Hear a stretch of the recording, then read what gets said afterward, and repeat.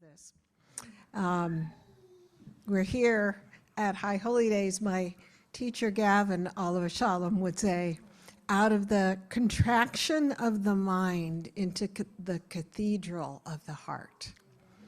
And that's where we are today. About 2 weeks ago, I was sitting at my computer. Actually, it's an iPad that I now have in the kitchen so I can get up in the morning and do spelling bee while I eat breakfast. Right? We all have our devices, right, that we disappear into. And I was doing my latest passion, which is online crosswords, the New York Times crossword puzzles. And David came up to me. I thought he was going to give me a hug or something. But he said, "You should go to the gym." And I was shocked. I was shocked because he never tells me what to do. I need to move this a little. There we go. He's never told me. I tell him what to do, right? That's kind of the way it should be. I tell him and he does it, especially exercise. You should go to the gym. But he said, "You should go to the gym." And I said, "Why?" And he said, "Well, you've been sitting there too long." And I thought, "Well, how long?" He said, "A long time." Right? It's an escape, right? We all have our little escapes, but you zone out in whatever way you zone out. And now we have all these devices to go right into, right? And it keeps us from the real world. And the real world can be quite painful, personally and whatever's happening in the world. And there's a lot happening, right? So that's where I was zoning out. And I said to him, "You think I'm getting addicted to the screen?" And he said, "Well, I went to the gym." But it also made me realize he's been talking about the Confluence and made me realize that this is the story that I wanted to share. And I shared it. I found a video of it 4 years ago. And I said, "But David, I told it 4 years ago on High Holy Days." He said, 4 years ago? I sing the same songs every year. And I said, "No, but it's not the same. It's not the same." But here you go. We're all at the age we don't remember anything anyway, right? Right, everything is new, just like a baby.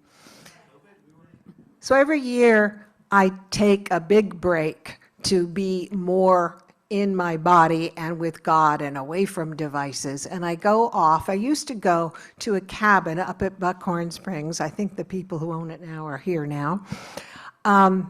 Right, Heather's there.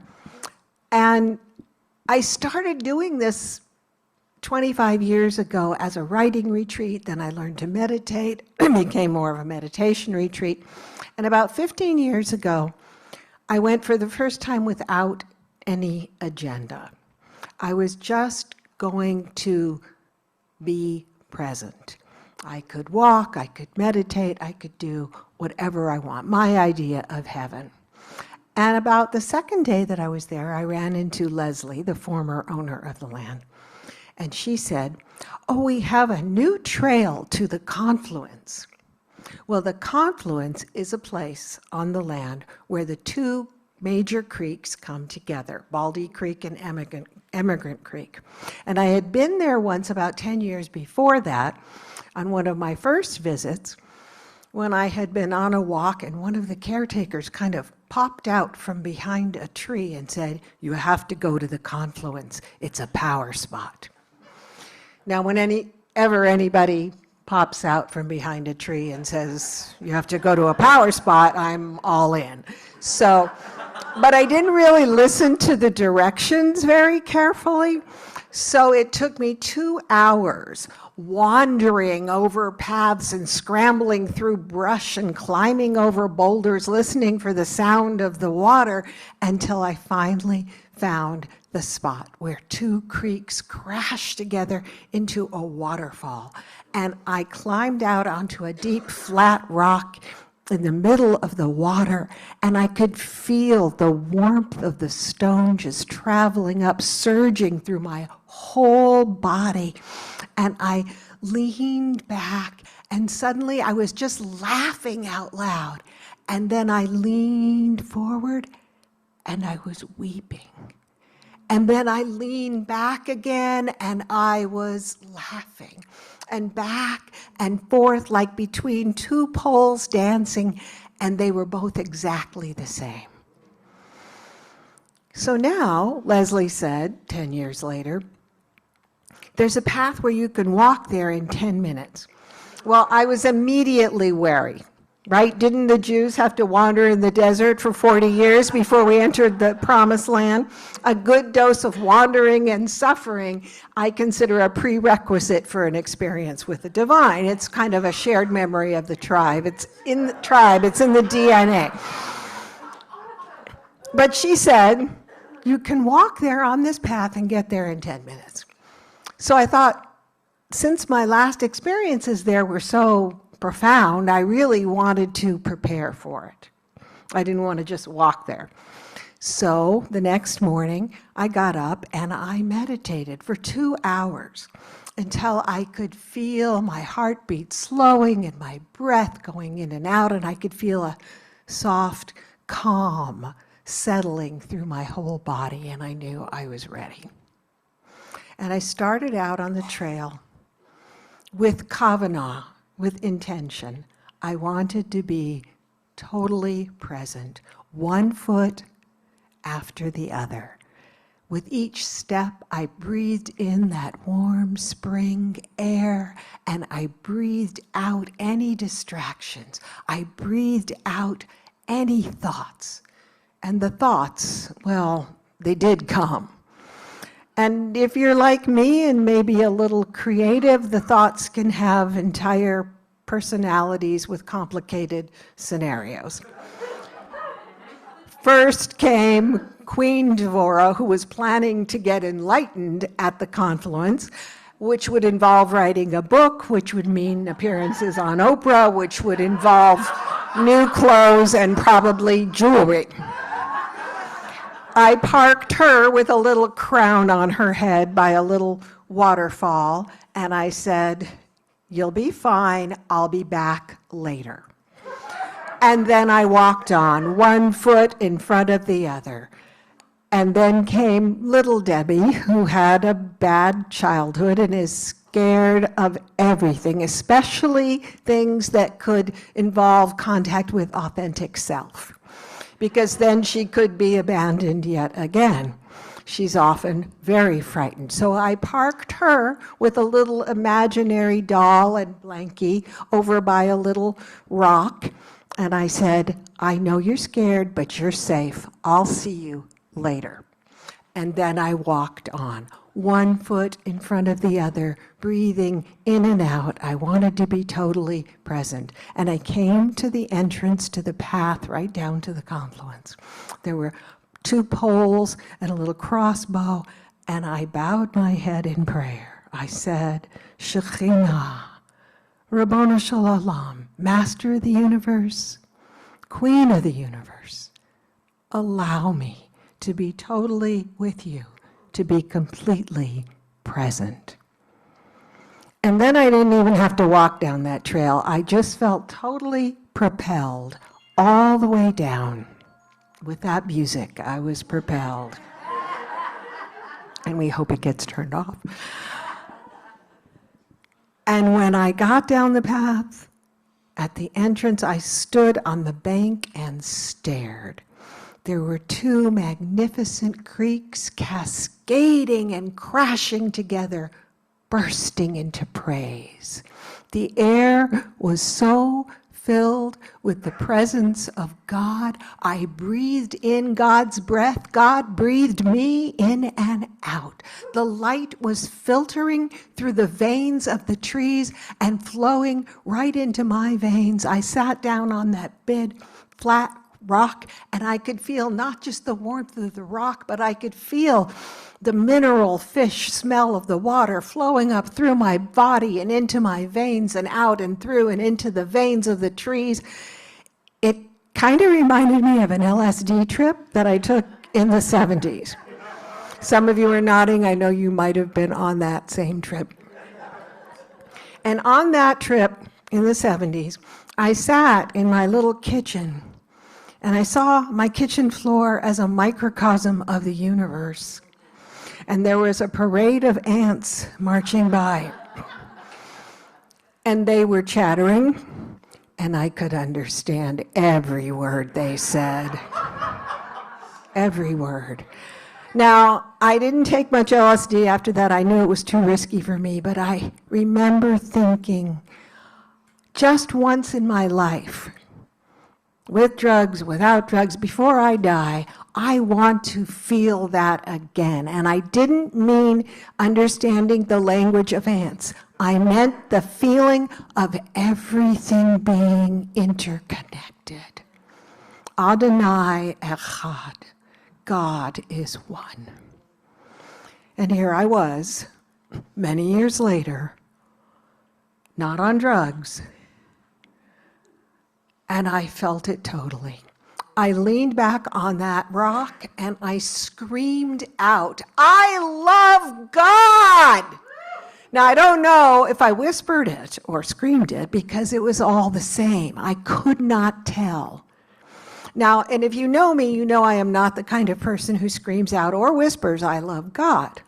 I am your average Jew. I'm a God wrestler. I don't know. Is there a God? Do I believe in God? What is God? One of those. But here I was. I love God. And I don't know how long I was there because time had no meaning. Eventually, I made it back down the trail to my cabin and took a hot bath and a dreamy nap. But later that day, after I had sort of recovered, but was still glowing, I walked down another trail and I happened to run into Leslie, the owner, again. And I said to her, still glowing, oh, I took the trail to the Confluence today. And she said, oh yeah, it's a nice spot, isn't it? Nice spot? I didn't know what to say, so I said, uh-huh.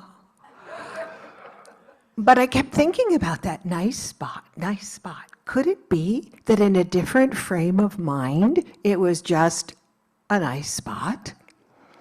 Well, I didn't want to go back because I didn't want to see it any other way. But a couple of days later, the day before I left, I was walking on another trail and I was preoccupied because I was, as I said, leaving the next day, and I was mentally answering my future email. And then I heard a roaring. Now, the only thing that roars like that on the land is that confluence. And I wasn't on that trail, but I was inadvertently on another trail on the other side of the confluence. And I realized that all I'd have to do would be just to go down a few steps and I could see it from the other side. And it was very tempting. And I decided to do it. And I inched myself down from the other side of the creek and the other side of my mind. And I walked down. I could hear the roaring. I could see a waterfall, but I wasn't sure if it was the same place. I looked for the little cairns that mark it. They were there. There were the two creeks coming together and the waterfall and some very pretty trees and birds chirping and lovely water. It was a nice spot. I went down and sat on that flat rock because I thought maybe I could make some magic happen. But it was just a warm, nice rock, and I stuck my hands in the water to get something going, but it was just chilly creek water. I felt like I was in a sci-fi movie where the pulse of the world had been stolen by aliens. Where was the breath of God moving through the veins of the trees into my trees, whispering into my heart? Where was God anyway? And it didn't take me too long to realize that it wasn't that God wasn't there. It was that I wasn't there. You know, when Jacob woke from his dream, the famous dream in the Bible, he says the famous words, "God is in this place, but I knew it not."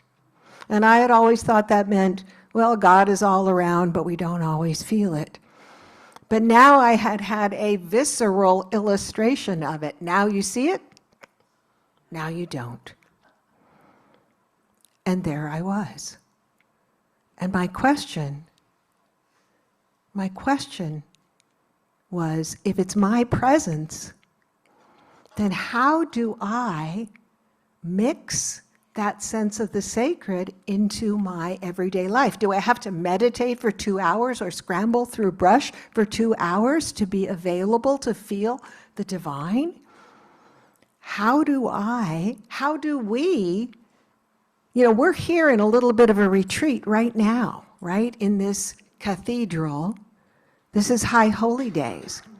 So we tune in to the presence of God, but what do we do when we get back to the rest of our life to mix that sense in? Do we just do it once a year, like I do my retreat once a year? I don't know. What do you do? What can we do to make our lives our everyday lives feel more sacred? On the way home from my retreat the next day, I stopped my car and I pulled out a pen and notebook and I started writing down. It felt like dictation. It was kind of like the crash course in mixing the sacred into my daily life. And I still have this little piece of paper. Well, it might have been refurbished a little over the years, but I use it. And so my notes to myself, and I want you to be making your own list in your mind. New Year's resolutions, right? What do you do? What can you do to bring the sacred into your everyday life? Mine said meditate and walk outside every day, even if it's brief. And for me, I'm an all or nothing girl. Even if it's brief is a very key word here. Remember, it's not always an epiphany. Enjoy the ride, expect ups and downs, enjoy the soft breeze, the body you have. Slow down, breathe. Keep your feet on the ground. But what's on your list? What do you do that will keep you tuned in? I mean, maybe it's having a regular prayer practice that you can commit to. Maybe it's meditation like me. Maybe it's dance. Maybe it's singing. Maybe it's spending time with babies. Maybe it's spending time with people who are dying. Whatever it is, doing more of whatever calls to your heart to get out of the contraction of the mind into the cathedral of the heart. And I should add to my list, spending less screen time. All of us, right? Yeah. And at the end of my list, I wrote, I shouldn't have to read this. God is everywhere. You just have to show up. And you have to keep showing up. Shana Tova.